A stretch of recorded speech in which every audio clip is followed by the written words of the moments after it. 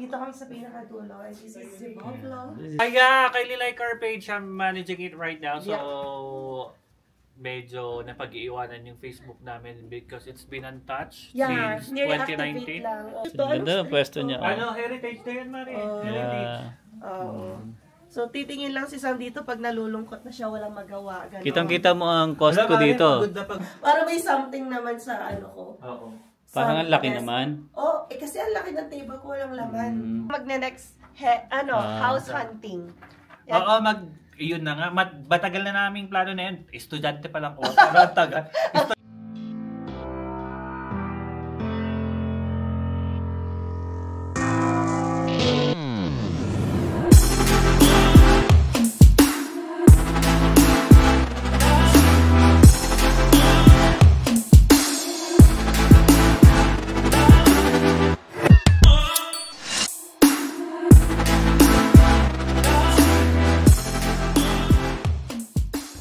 Hi guys, good afternoon.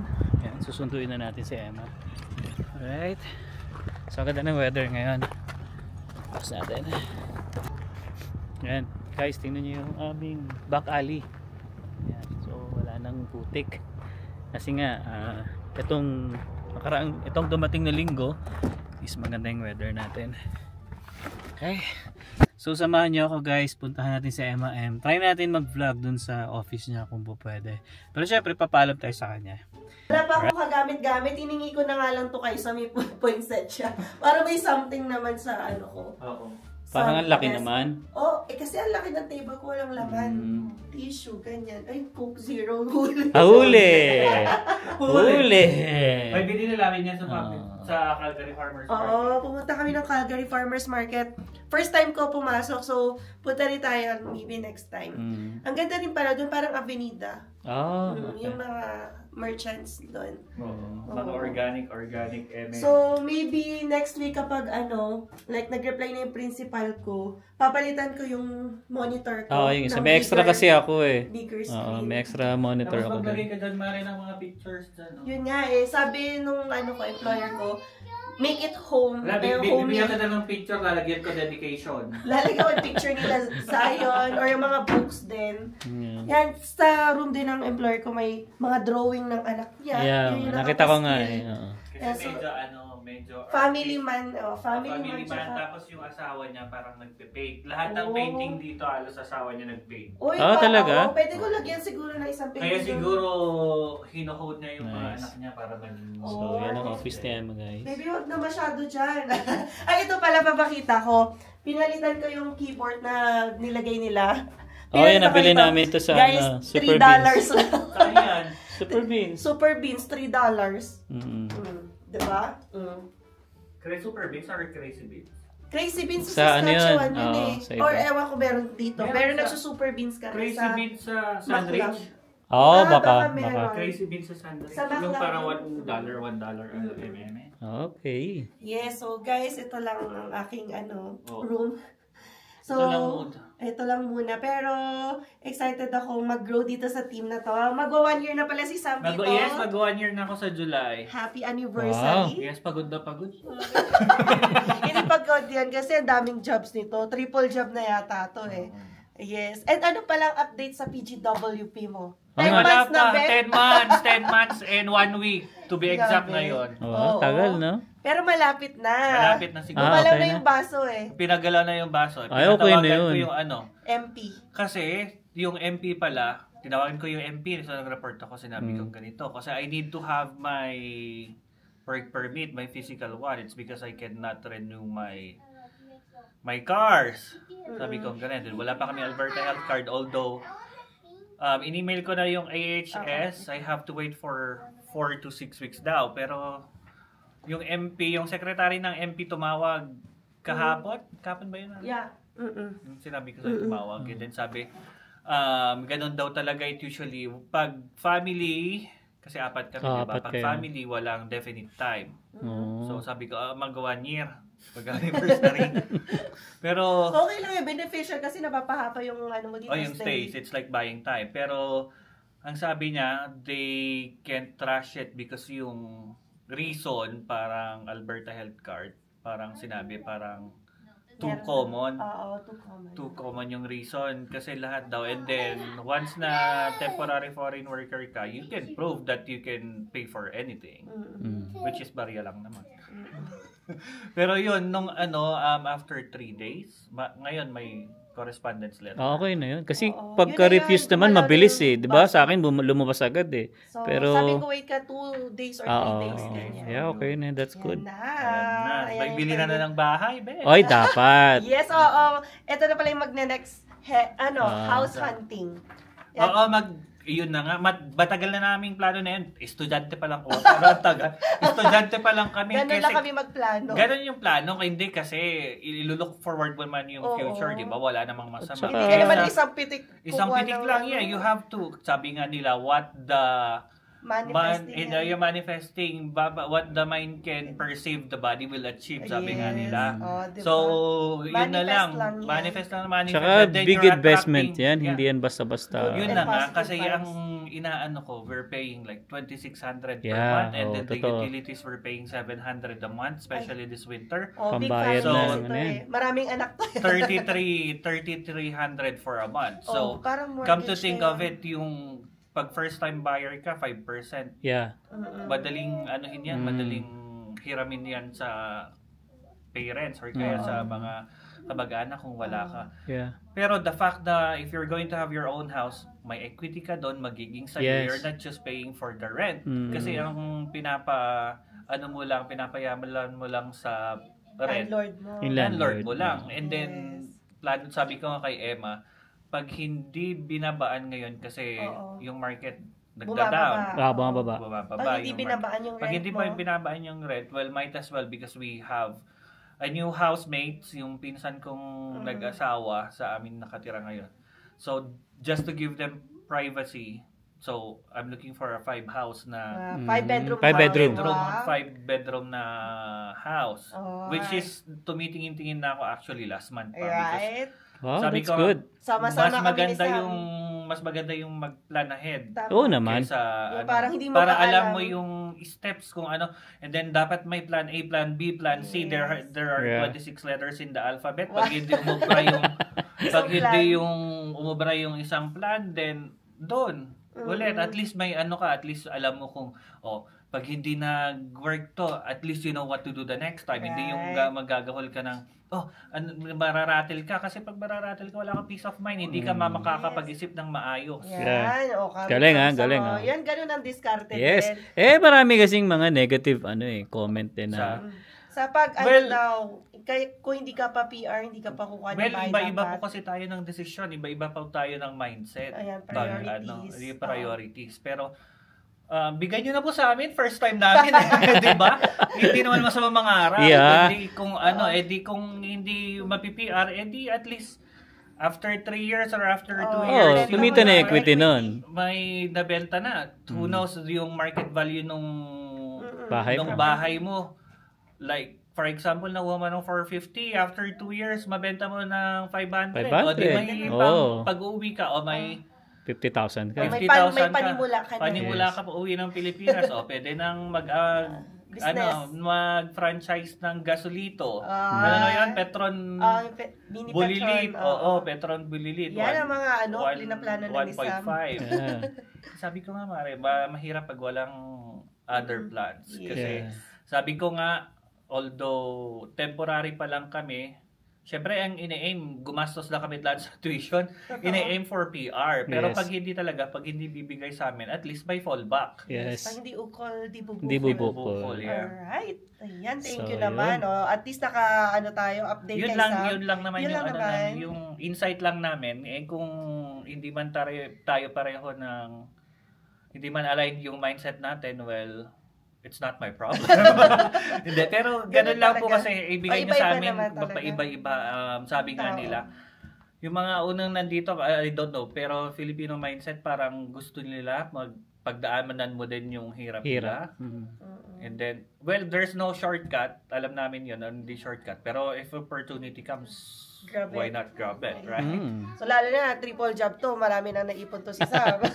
Ipon bills. And yung mga anak niya kasi working age na. So, yes, makakatulong yun. Pag nagpa-mortgage pre-approval niya. Kasi gusto ko nakita yung 1.8 million. Wow! Ay, ikaw na pala bibili. Hindi, nabili na yun. Ay, nabili na nga. Nag-downgrade lang yun eh. Parang 1 point. Yun yung mga goal mo, no? 1.8, ganyan. Maliit na bagay. Pesos pala. Maliit na bagay. Pesos. Ano hawak mo? Ano yan? Ay, hindi. Ito yung pinaplan namin kasi you offer na immigration services. So, ayan, no? For express entry, you can reach out to us. Provisional nomination, PR card. Ang ganito, kasi inaano namin yung marketing namin. So, kami ni Emma yung parang brainchild ng ganito. So, we'll make sure that the price will be friendly. Kasi, affordable. Yan, entry price pa lang naman. Entry price kasi, we've been there. Bago pa lang. And then, alam naman natin yung struggle lahat lalo na yung mga temporary din na katulad natin. Mahirap kitain yung pera. Oo naman. Yes. So, we'll make it sure that it's budget friendly and then we'll make sure that we're gonna work hard for your papers. Right. Ayan na si Sam at ako. Spousal sponsorship, study permit, PGWP, visitor visa, super visa, TRP, and pati na rin Lamia. Lamia, yeah. Wow, isa. We can process that. So, we'll be like updating or finalizing yung mga rates para, ayan. And then we're gonna post our website. It's on the works kasi yung luma naming website parang ayaw na ng boss namin. Ayan, parang ito major hold din. So, from personal injury kasi magdadagdag na ng other services, which is yung first service ay immigration. So, maybe later on, real estate or family law. Ayoko ng family law. Kasi ayaw niya kasi medyo emotional. Emotional kasi draining, agawan ng mga anak. Yun yung mahirap doon kasi yung family law na course naman namin ni Emma noon, enjoy kami kasi para andali, which yung instructor kasi namin, so, we're yung dealing with the professor. papers. Pero real life hindi. The biggest regret when I went to family law was giving my personal number. It was because you wanted to help kasi alam mo naman Pinoy parang medyo parang appeal to emotion tayo mga ganon-ganon. Yun pala tinatawagan ako at the wee hours. And then may problema sa mag-asawa. Tinatanong sa akin, di naman ako abogado, hindi ko naman, alam ko yung mga steps pero I'm not allowed to give legal advice. Pero yun nga, siguro kasi dapat di mo binigay yung personal number. Nga, yun nga. Pero, just wait for the lawyer. Yun nga, kasi parang nung umpisa naman, parang okay pa. Yun pala nalunod. Yun pala. Pero alam niyo naman kasi medyo mas emotional sila pag sa konting kibot para anong gagawin ko, which is pwede naman makapaghintay ng after 2 weeks pa as long as hindi siya TRO. Sige.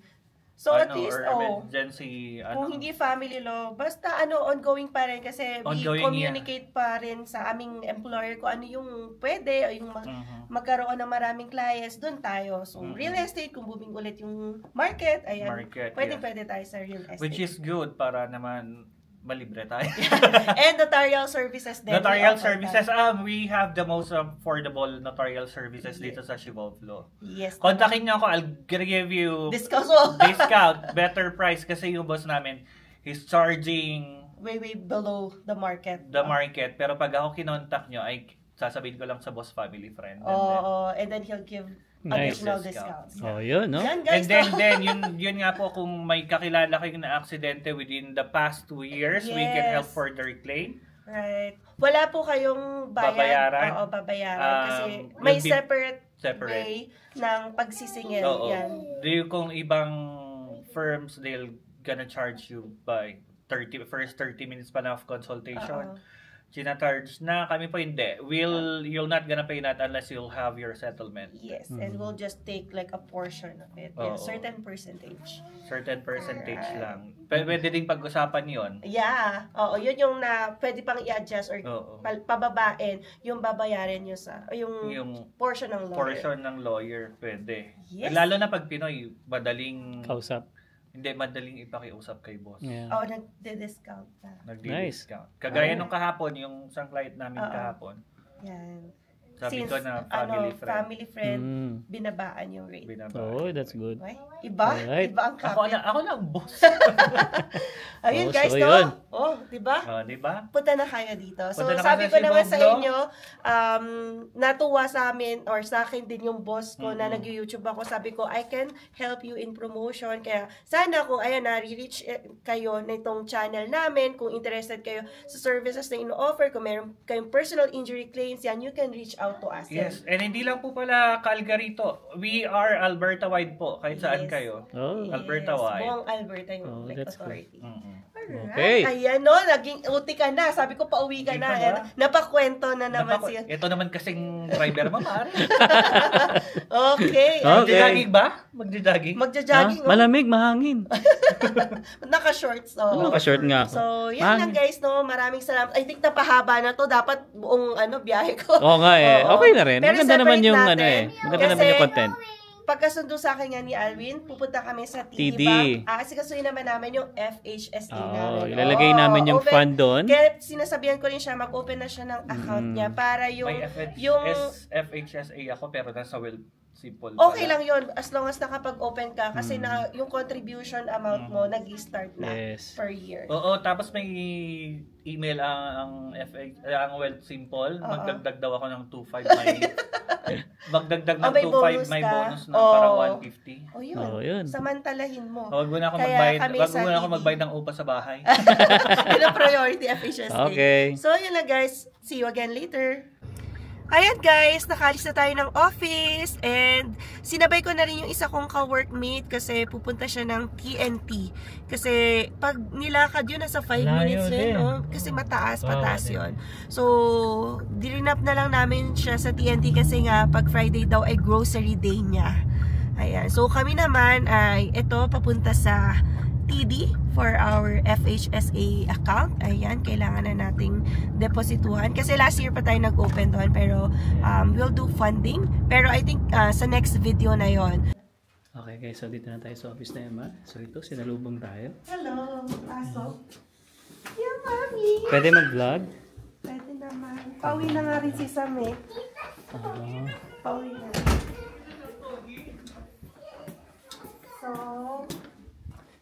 So ito yung firm yung nila. building kasi maraming companies dito. Dito kami sa pinakadulo. This is Zivoblo. This is Zivoblo. Welcome. You know.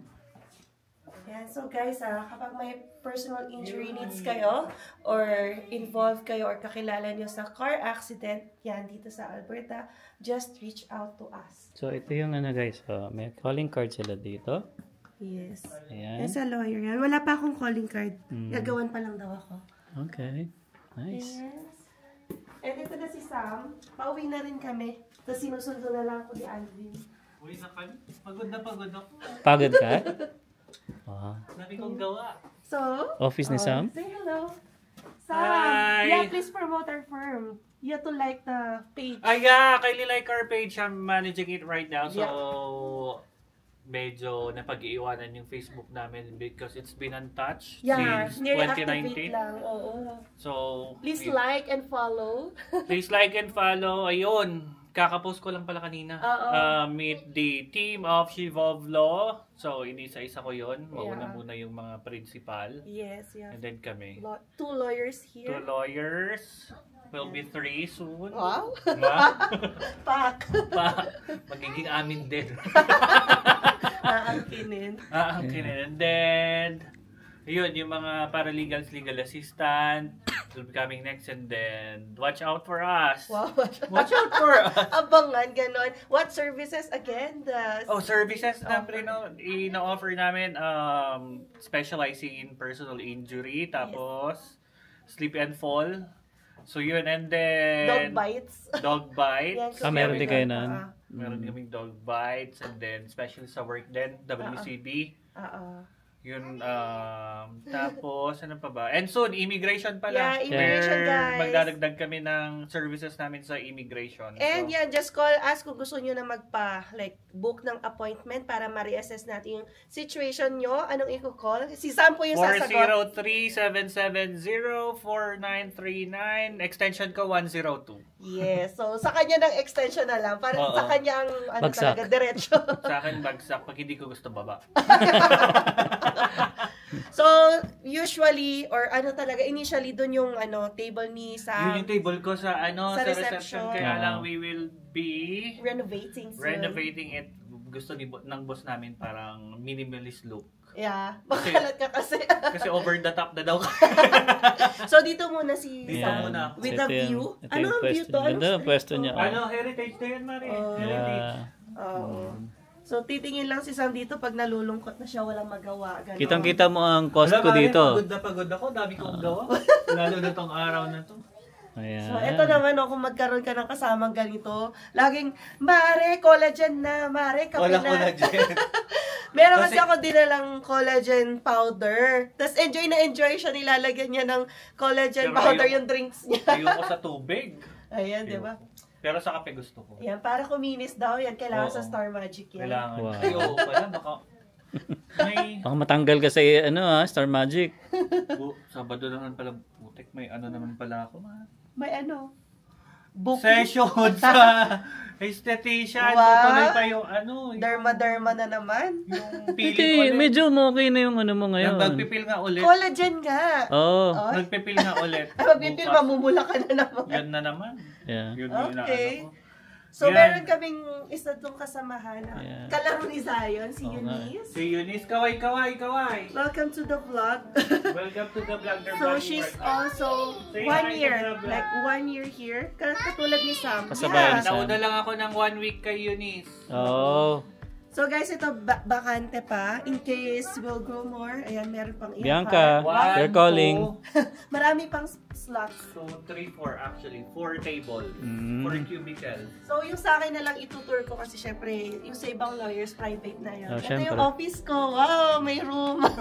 So yan guys, dito na muna namin tatapusin ang video na ito. Sa mga hindi pa po nakasubscribe, please do subscribe po and don't forget to click the notification bell para updated din kayo sa aming latest video uploads.